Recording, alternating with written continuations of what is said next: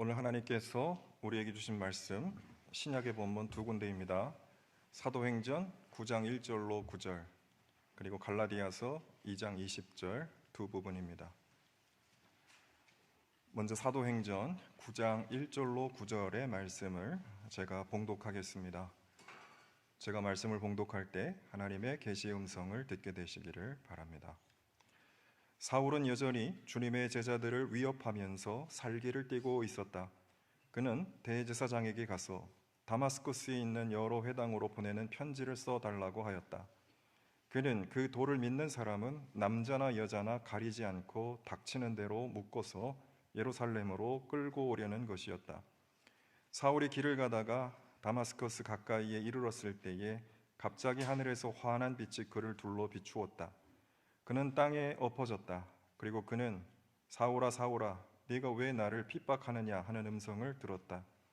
그래서 그가 주님 누구십니까 하고 물으니 나는 네가 핍박하는 예수다. 일어나서 성 안으로 들어가거라. 네가 해야 할 일을 일러줄 사람이 있을 것이다 하는 음성이 들려왔다. 그와 동행하는 사람들은 소리는 들었으나 아무것도 보이지는 않으므로 말을 못하고 멍하게 서 있었다. 사울은 땅에서 일어나 눈을 떴으나 아무것도 볼 수가 없었다. 그래서 사람들이 그의 손을 끌고 다마스쿠스로 데리고 갔다. 그는 사흘 동안 앞을 보지 못하는 상태에서 먹지도 않고 마시지도 않았다. 아멘. 갈라디아서 2장 20절의 말씀입니다. 갈라디아서 2장 20절 제가 말씀을 봉독합니다. 나는 그리스도와 함께 십자가에 못 박혔습니다.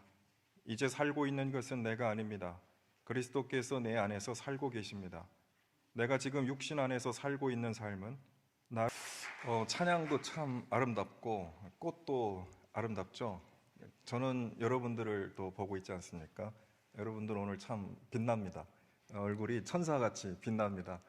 예수 믿는 특권 아닌가 싶습니다. 얼굴에서 광채가 나고 빛이 나고 삶이 더 거룩해지고 아름다워지고 오늘 귀한 이 아름다운 예배를 우리에게 허락하신 주님, 또 주님 안에서 새로운 생명으로 살아갈 은혜를 주신 주님, 주님께 감사드립니다. 우리 다시 한번 주님께 감사의 영광의 박수 올려드리겠습니다. 주님 감사합니다. 고맙습니다. 오늘은 십자가에서 죽으신 예수 그리스도가 죄와 사망의 권세를 이기고 부활하신 날을 기념하는 부활주일입니다. 우리 사도신경에는 우리 지금 이문균 목사님 사도신경 공부하고 계십니다만 음부에 내려가셨다, 영어로는 descended to hell 이라는 그 구문이 있는데 우리말 사도신경에는 음부에 내려가셨다라는 말이 빠져 있거든요. 어떻게 주님이 지옥에 가실 수 있느냐 이런 것 때문에 빼뜨린 것 같습니다만 우리 예수님께서는 완전히 죽으셨지만 그 지옥의 권세를 이기셨고 지옥에 있는 영혼들에게도 하나님의 복음을 증거하셨고 그래서 놀라운 생명 우리에게 허락하셨다라는 내용이 그 신앙 고백 안에 담겨 있습니다. 우리 예수님께서 죽음의 권세를 이기시고 우리에게 새 생명을 주셨고 그 새 생명은 죽음과 같은 절망의 시간을 살아가는 우리도 주님이 부활로 영광으로 새로운 생명을 주실 거다라는 그 약속이 담겨 있는 그런 날이 바로 오늘입니다. 그러므로 예수 그리스도 안에서 이 부활의 은총과 부활의 생명을 날마다 누리고 살아가시는 여러분들 다 되시기를 바라고 여러분의 가정도 우리 주님의 이 부활의 은총과 부활의 생명이 넘쳐나서 회복되는 여러분들의 가정 다 되시기를 주의 이름으로 축복합니다.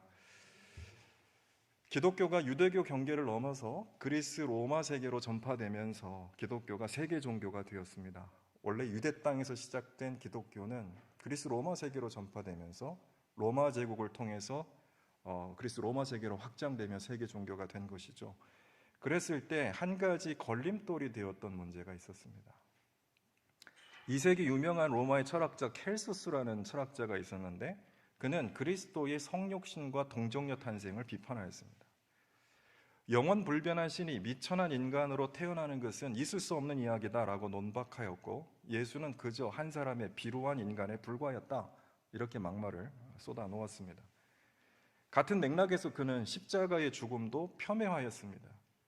신이 인간처럼 고통을 당하고 죽임을 당한다는 것은 무지몽매한 이야기이며 예수가 십자가 앞에서 고뇌하였다는 사실만 보더라도 그는 연약한 인간에 불과한 것다라는 사실을 보여준다고 그는 말하였습니다. 그러므로 당연히 켈소스는 예수님의 부활을 인정하지 않았습니다.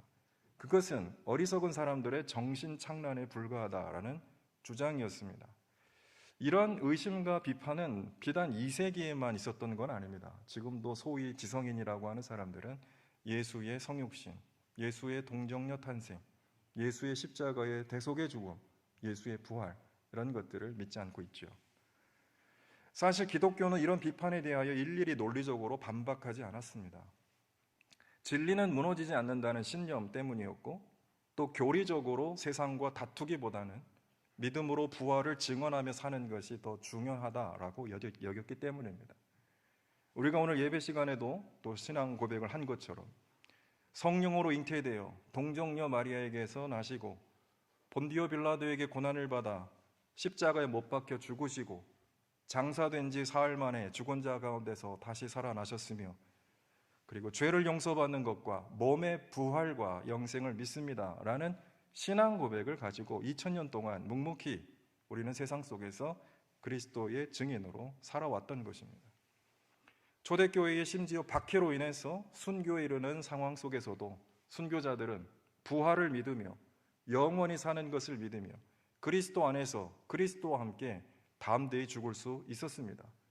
그것이 로마인들에게는 충격이었고 감동이 되었고 나중에는 끌림이 되었습니다. 이 부활신앙, 기독교 신앙의 본질이라는 것이죠.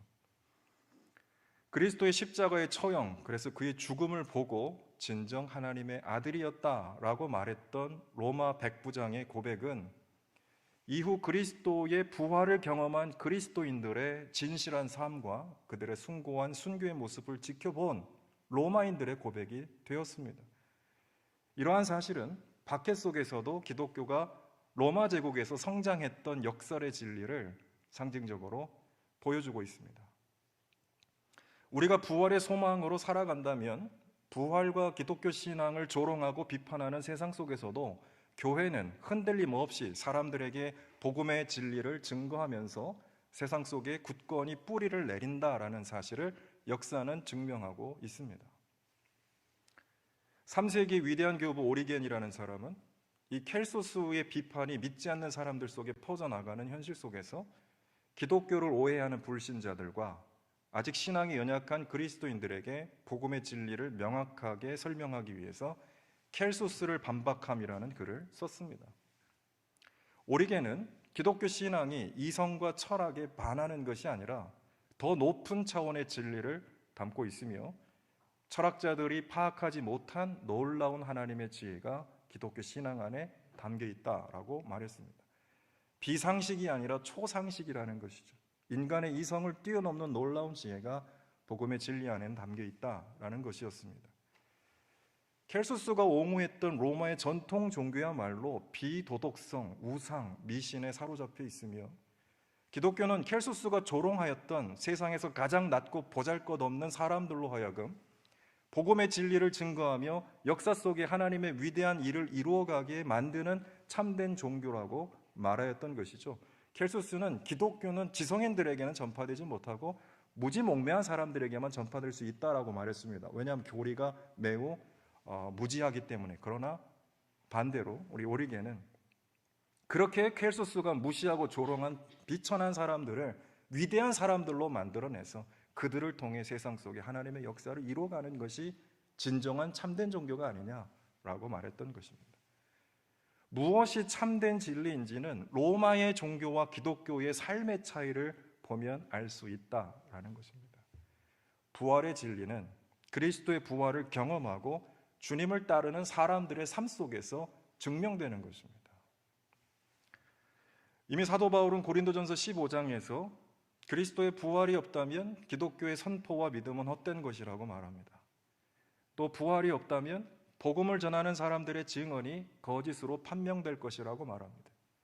그리고 부활이 없다면 바랄 것이 오직 이 세상뿐이기 때문에 하나님 나라를 바라며 사는 그리스도인이야말로 세상에서 가장 불쌍한 사람이고 우리가 세례를 받는 것과 주님을 위해 헌신하는 모든 일이 헛될 것이라고 말했습니다. 그러나 사도 바울은 고린도전서 15장 20절에서 그러나 이제 그리스도께서는 죽은 사람들 가운데서 살아나셔서 잠든 사람들의 첫 열매가 되셨습니다 라고 선포하고 있습니다. 그리스도가 다시 살아나셨을 뿐만 아니라 주님의 부활은 주님의 부활로 끝나는 것이 아니라 모든 사람들을 위한 부활이라고 사도 바울은 선포하고 있는 것이죠.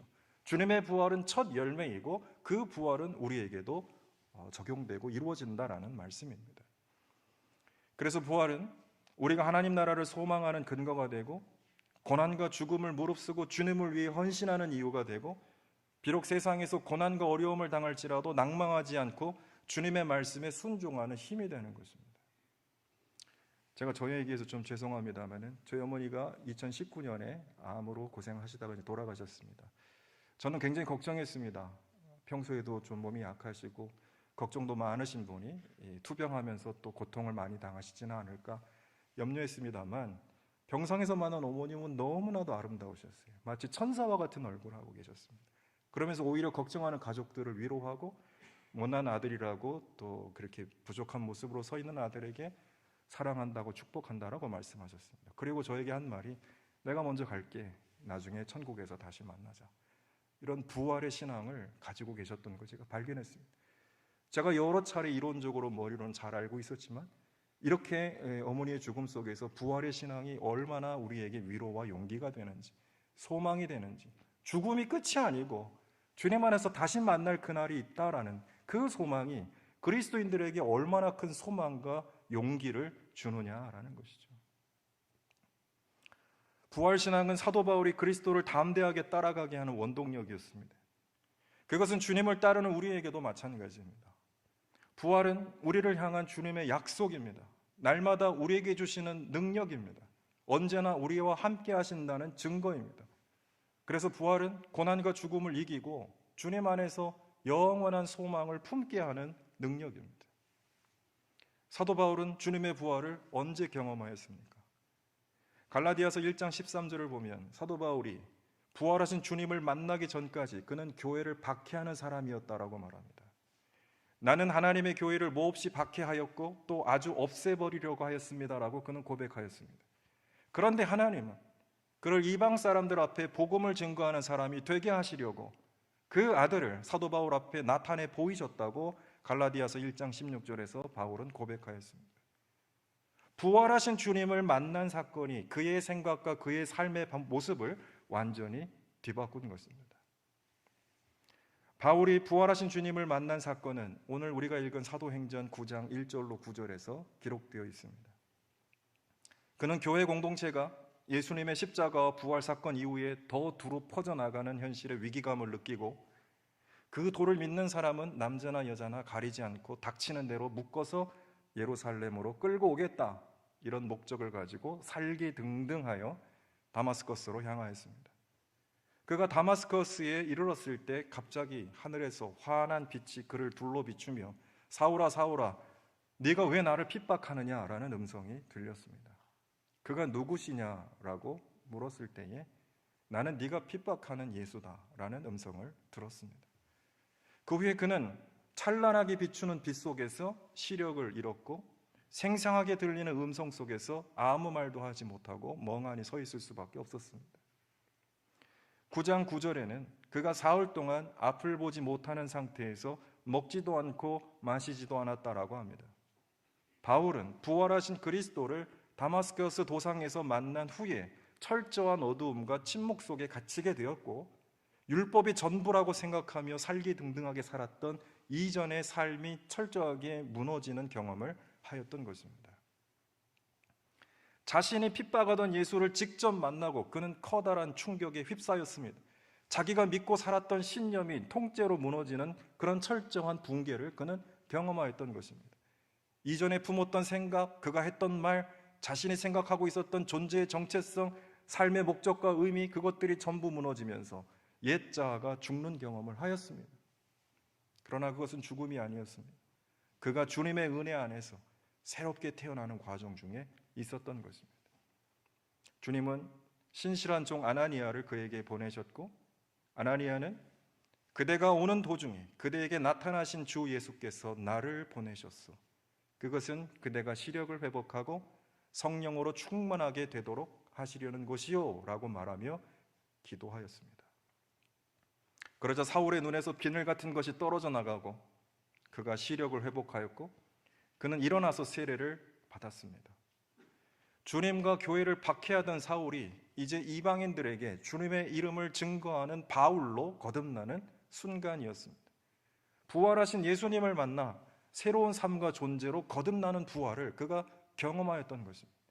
그가 일어나서 받은 세례는 거짓된 자아가 죽고 주님의 사람으로 다시 태어나는 존재의 변화, 인격의 변화, 그리고 그리스도의 부활에 참여하는 거듭남, 그리고 부활의 삶을 보여주는 위대한 성례였던 것입니다. 바울은 이제 새로워진 눈으로 세상을 보고 변화된 입술로 복음을 증거하면서 주님을 위해 헌신하며 하나님 나라를 증거하는 사도로 거듭났습니다. 이것이 부활하신 주님을 만난 후 바울에게 일어난 변화였던 것입니다. 부활하신 주님과 인격적으로 만나면 우리의 시각이 바뀌고 우리의 말과 언어가 바뀌고 우리의 생각과 삶이 바뀌고 우리의 존재가 달라진다라는 것이 성경에서 주님을 만난 사람들의 한결같은 모습입니다. 오늘 우리도 바울처럼 주님 안에서 이러한 존재의 변화, 영적인 변화를 경험해야 될 줄로 믿습니다. 주님의 부활이 우리의 부활로 다가와서 그 부활을 경험한 우리가 우리의 존재의 변화로 나아가야 한다라는 것을 본문은 말씀해 주고 있습니다. 갈라디아서 2장에서는 주님의 부활을 경험한 바울에게 일어난 변화를 잘 나타내 주고 있습니다. 갈라디아서 2장 20절은 우리 모든 그리스도인들이 사랑하고 암송하는 구절이기도 합니다.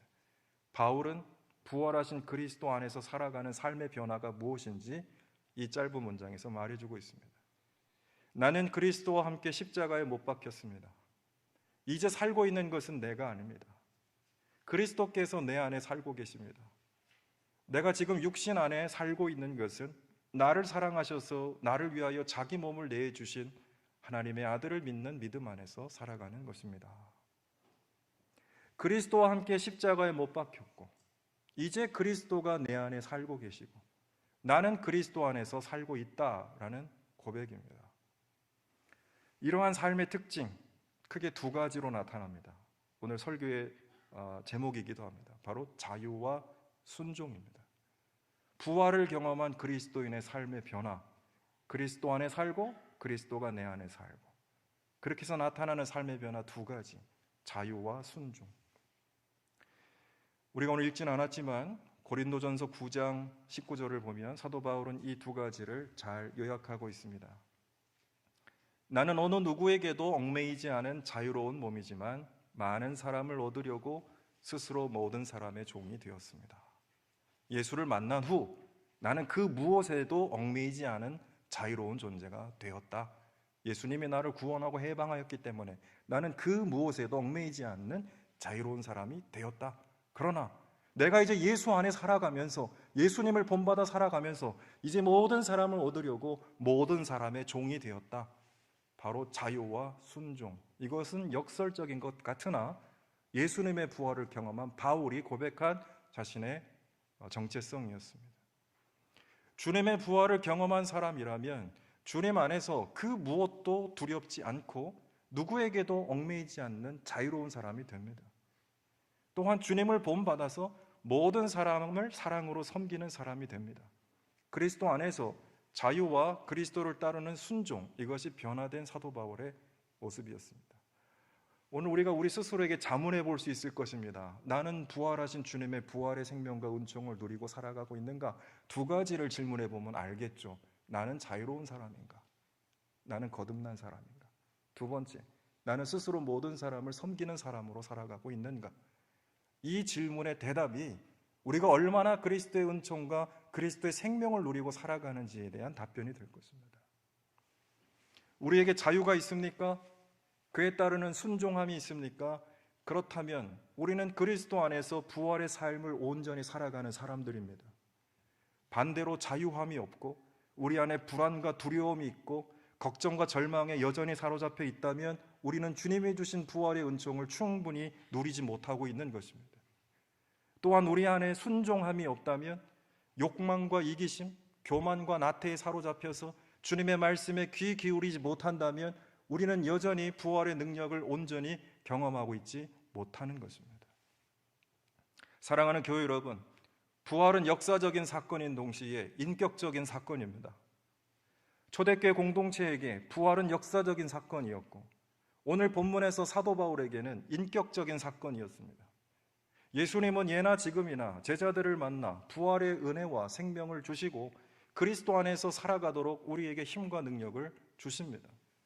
사도 바울처럼 우리도 삶의 자리에서 때때로 넘어지고 쓰러지는 실패와 절망 가운데, 때로는 잘못함과 방황 속에서 우리를 찾아오시는 부활하신 주님의 영광스러운 주님을 만나야 합니다. 그래서 부활하신 주님을 우리가 만나게 될 때에 우리의 존재가, 우리의 삶의 모습이 완전히 변화될 줄로 믿습니다. 주님 안에서 우리 눈이 새로워지고, 주님 안에서 우리 말과 생각이 새로워지고, 주님 안에서 우리의 삶과 존재가 달라지고, 우리의 삶의 목적과 의미가 새로운 의미를 발견하게 될 것입니다.